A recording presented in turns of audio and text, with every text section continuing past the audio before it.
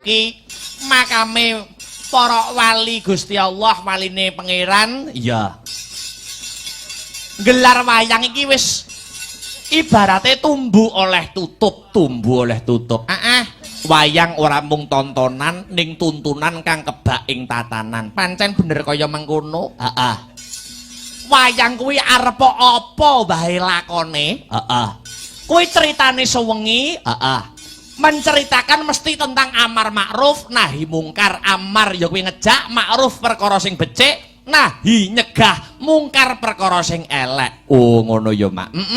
Dadi arep apa wae lakone mesti ngejak marang kabecikan lan ngedowi marang kemungkaran utawa perkara sing elek. Ya bengi iki lakone Wahyu Tunggul Naga, lakone wis dipaket karo para panitia no. Oh ngono ya Mak.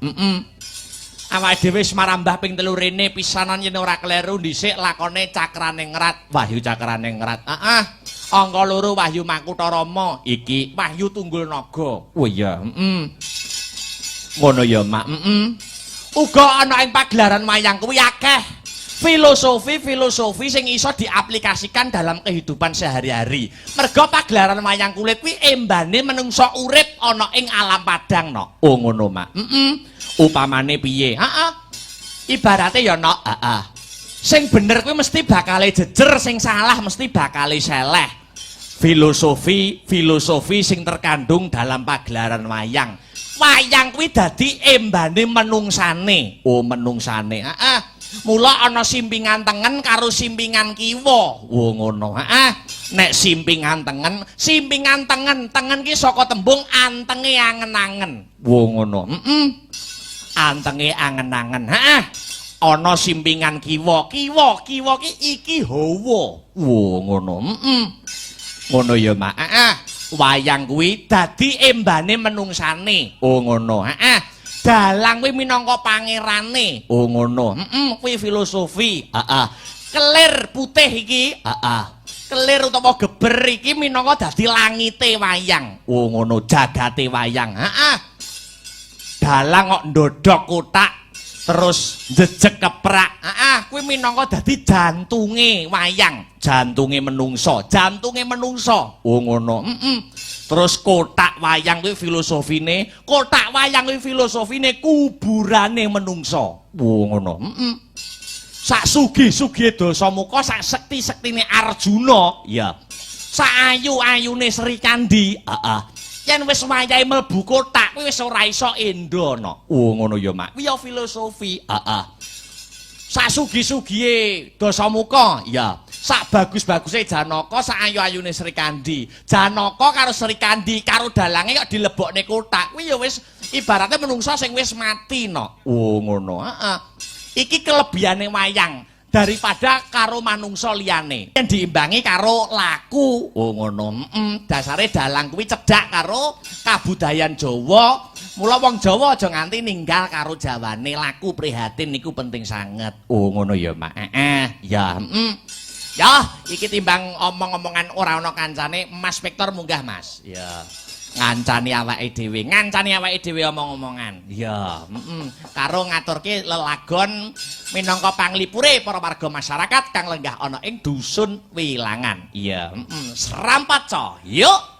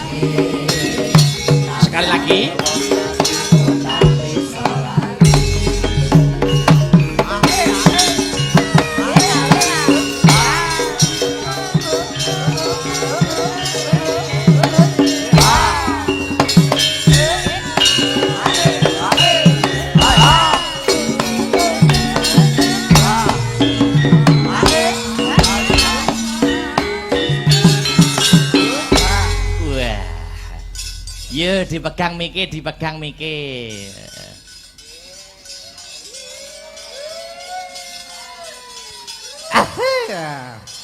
Wilujeng dalu Mas Akbar. Wilujeng dalu. Ngosek to Mas Victor. Pripun? Aku ki nek bengi, wingi bengi sampean melu aku. Nggih. Saiki bengi sampean yo melu aku. Heeh. Nek awan kok ndak tau cethuke jane sampean turune ndi to Mas? Lho, iki lho lurahe, iki lho carike, heeh, budul. Pak Carik kali Pak Ketua Panitia Tese Lenggah nggih. Tese Lenggah mboten niki. Asih. Tasih, monggo mboten ngirangi raos hormat kula. Mas Carik, Mas Carik. Monggo ngejak sinten nggih monggo mboten napa-napa. Nggih. Kali Pak Juri nggih mboten napa-napa, kali sinten monggo minggah wonten ing pepanggungan gayeng-gayengan dateng mriki nggih Mas Victor nggih. Nggih, Mas. Yuk. Oh, pertara Mas.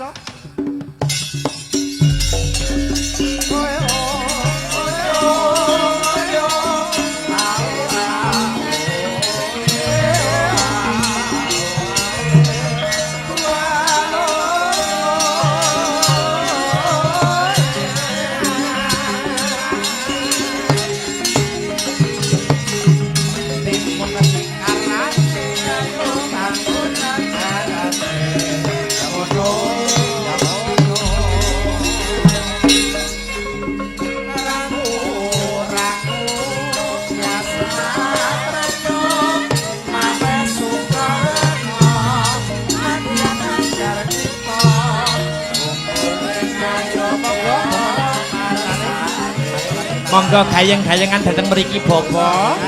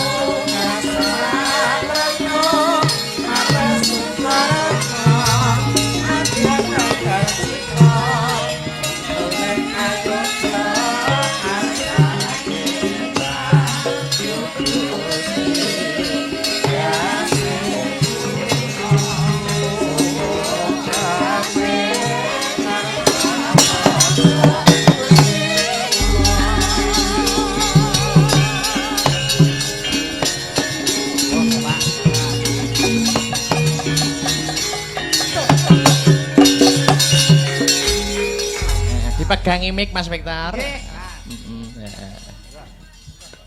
Niki, ha. Dan sewu niku Bapak. Mikipun Mas Victor. Ah, jan kathah rame tak borone kabeh. Oh digawani kabeh. Oh lha pun sampun. Oh, sampun. Wis tak. Tunggal mawon Mas Victor. Bakul obat. Pripun Pak Juri? Alhamdulillah matur suwun Mas Akbar. Kula sing matur suwun Pak Juri. Sami-sami. Kula diparingi rejeki. Kula dilayani langkung sae timbang tahun kepengker. Wah, alhamdulillah. Nggih, seniman niku pancen targetnya harus semakin baik, semakin baik. Nggih, nggih. Pripun komentaripun warga nglumuk sedaya niki dusun Wilangan? Alhamdulillah sami nglempak danten.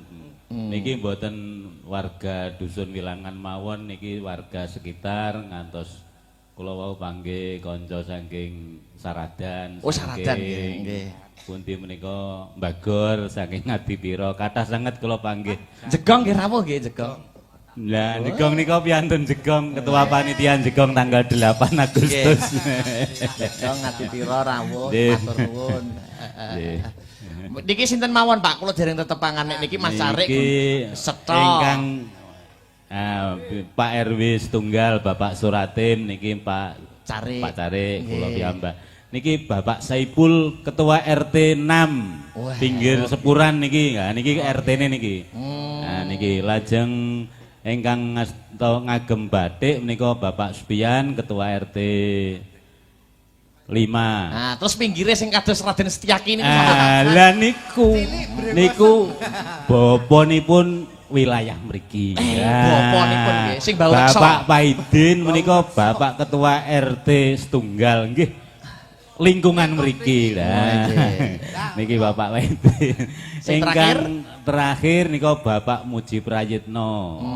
Nggih, Bapak Muji Prayitno Ketua RW 2. Nggih. Nggih, niki termasuk jangkep mboten wonten absen kalih ngapunten mboten wonten keterangan. Pami absen nggih rugi kaya tahun pisan apa. Monggo Bapak badhe ngaturaken sepatah dua patah kata napa badhe nyekar sumangga. Heeh. Kula mboten saged nyekar niki sing saged nyuwun niku Bapak Paidin. Jenengan nyuwun, jenengan nyuwun niki ngagem mik Bapak. Niki kula nyuwun yo zaman aku cek sekolah cek cilik. Niko kula nyuwun gending buta-buta galak. Nek dadi buta aja sok galak-galak. Nek galak mesti ndang gletak dhisik. Nggih napa mboten? Tak kira nyuwun gendeng apa wae, syukur sak buta-buta galak. Walah. Saged mboten? Saged nokur niki, kur. Soale ngeten lho, Pripun? nek dadi buta niku kadang-kadang buta niku mesti matine dhisik. Nggih. Niku ndang bayaran, nggih to. Oke. Niku mesti niku dadi wayang wong dadi buta mesti ndang gletak dhisik ndang nampa bayaran. Mas nggih. Spektor niku nek wayang wong nggih dadi buta, Pak. Buta, Pak. Lah niki buta napa niki? Buta bajang. Oh mboten, Lah napa? buta telek. Nyuwun sewu. Buta telek terus kaya Yo piye? enek to buta telek. Enten, Lah enten. nggih. Kula mboten Jenenge. mboten Nggih, nggih. Ya, buta-buta galak pun Ah. ready to. Yo teman-teman. buta-buta telek. Aduh, maksudnya buta galak. Aja, aja. Mboten. Oh nggih, galak lah nggih. Ayo galak terus ngidak telek. Nah, kuwi lho. Aja. Engko ngino wong gak pelik. Yo ta. Yo, Cak. Heeh, buta-buta galak. Heeh. Bareng-bareng lho Pak anu. Kalian Kur. bareng-bareng kali sinden bareng-bareng ya. Yo, monggo nggih, kaca-kaca. Ya. Buta-buta galak tolak mulunda cing tunguri bali upamu teng salona iku koran koran sing marang wewe sing marang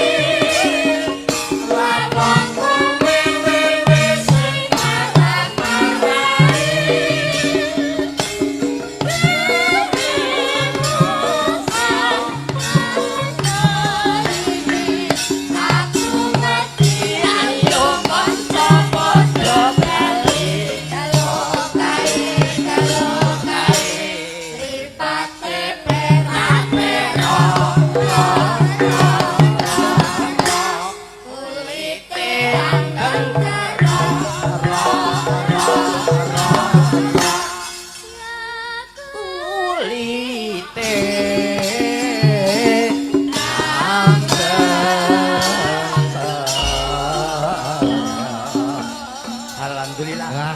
Niki sajake kok bayu jan. Napa? Niki lho kuwabeh kan dhewe-dhewe tapi ditabui jan guyub rukun gitu. Nggih, betul. Ngaji kula niku masyarakat Wilangan guyub rukun gotong royong gitu. Iya, Pun wonten sambi kala napa-napa. Betul. Alhamdulillah niki masyarakat Wilangan sami nyuwun sewu sami mriksani sedaya. Nggih no, wong hiburane teng mriki kok. Bayangane matur mriki yo. Matur nuwun Bapak. Matur nuwun. Nggih. Napa sing jenenge wonten pamundutan napa request? Monggo Pak Juri wangsul teng Pak Juri malih. Heeh. Pripun Pak Juri nyadong dawuh? Pacare mboten. Mboten terus pundi? Boten. Lho mboten terus pundi maksudnya? Mboten nyekar napa mangke nyanyi lho. Pak Cari biasanya campur sari Wong musik. jenenge kepala sukune gelem kok kepala suku. Nah, Lah saiki terus parangkate babar siman ki ya kebangetan lah. nggih. Ayo mari kita bersama-sama dulu. Ya. Kira. Wah, mari kita bersama-sama. Wejan kaya le. Wejan. Mari kita bersama-sama Mas Cari. Bersama-sama. Ngeten Mas Dalang. Pripun? Niki kula ngejak rencang-rencang niki. Nggih.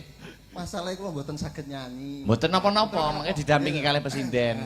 Napa kesenengane napa pun? Keramen apa? Sing campur sari, Campur sari sing umume sakniki mawon. Mas. Napa? Pak Duh. Kok, ning anu balut napa? Umume nek hukum panggung menika kalih menika. Apa kuwi, Tor? Siji nek ora nyawer. Loh, tembang. Nyawer kau. Nyawer betul napa? Ya wis. Malah Harusnya kudu to wong perangkat sampai kepala suku atok. Kudu. Bengkoke nggih apa lah. Nggih. Napa Mas Cari? Napa? Pamit dene napa? Sakniki nggih wong perangkat tok mau nyawer iku penggahane ngetutne kambinge ya nyawer kok. Wah, jan iki yo. Iki jane rebukan apa? Kowe rebukan apa tok tek glendik. Heeh. Walah, ayang-ayang to. Oh, ayang-ayang. Sing dewa-dewa enten Bathara Indra terlalu niku. Apa kok tekan Bathara Indra? Lah dewa-dewa Mas, ayang-ayang. Mbak Penny bisa ya? Mbak Penny ya. Oke, Mbak Penny jumeneng. Mbak Penny. Mendampingi Mas Cari. Ya. Kene-kene Mbak Weni. Nyonya Cari aman toh? Aman. Pokoke mbok mboten cemburu nggih Pak, garwa-garwane. Parane kok kok ndak mulih raleh lawang wedi ya. Iki kancing kok jogo. Turu masjid. Turu masjid. Ah, diayang-ayang dikasih Mas Akbar. Ya. Yo dikasih Mas Tris. Tengah Ayang-ayang bersama Mas Cari dan Mbak Penny yo joget bareng-bareng nggih. Ya.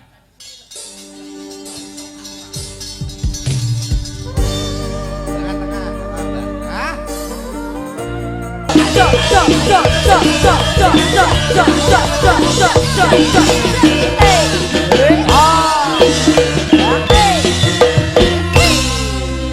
Selamat malam Mbak Pangesti. Selamat malam Mas Akbar. Iya, disapa atau Mas Victor? Ah, selamat malam Mbak Ayu. Selamat malam Adik. Ah, Ya Allah. pripun kabare? Heeh. Alhamdulillah sehat. Sampean gimana? Alhamdulillah rodok Rodo apa? semangat. Oh, semangat. Aku ditunggoni sampean iki semangat ta kok. Iya, wis rong dina ya tak tunggoni. Wah jan iso beda ngono modele iki. Iya. Nggih, diaturi napa Mas ning? Iya nembang no masa derep. Ya, kembang heeh. Sik aja bengak-bengok, kowe piye dalange? Nah. Kowe piye dalange?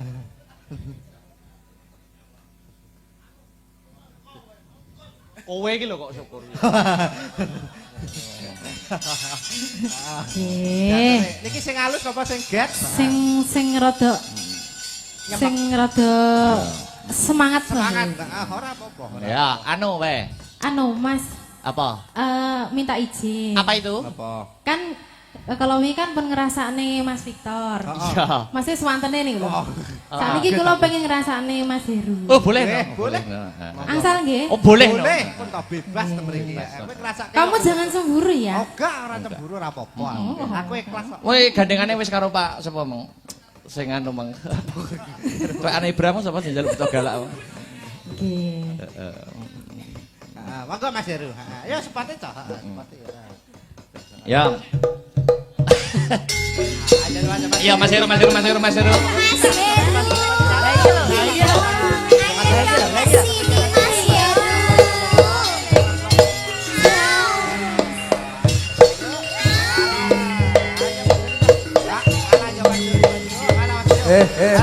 Le, gamelannya juga dolanan.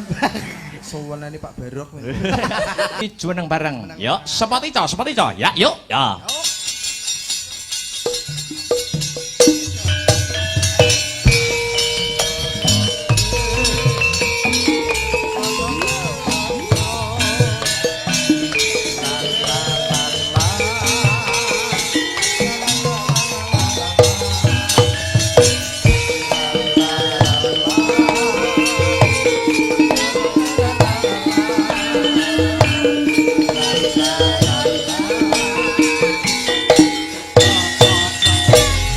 Ya.